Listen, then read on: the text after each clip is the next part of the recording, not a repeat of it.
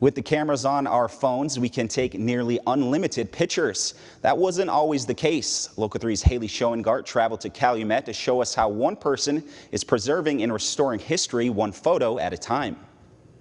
Around the mid-90s, and some of the first things I did with it were with students in school. I taught a chess class, so I remember taking pictures of kids concentrating, playing chess games, and then putting them in front of an outer space background or something. So I started like that. After retirement and some newfound free time on his hands, he decided to turn his pastime into a business.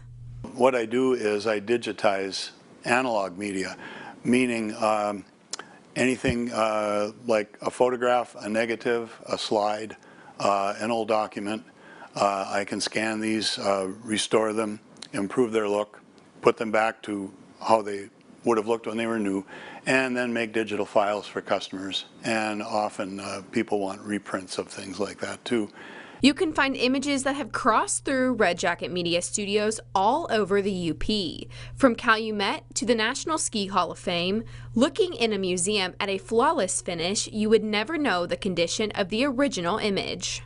In a lot of cases, old photos like that are just going to be very faded.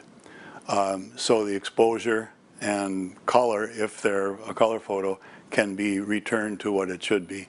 And then the other thing is there's just damage. There's scratches, tears, spills, things like that.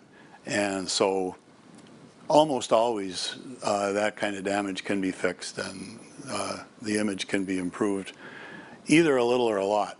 Being able to assist in the process of snapshotting time for Mike is a beyond rewarding experience. Well, people's reactions are great. I mean, I get paid for what I do, but it's just really good to see someone who came in and said, well, I've got this and you probably can't do anything with it. And then they're quite amazed, especially if it's an old family photo, people who have passed on, they have no negative, relatives have no other copy, it's all they have.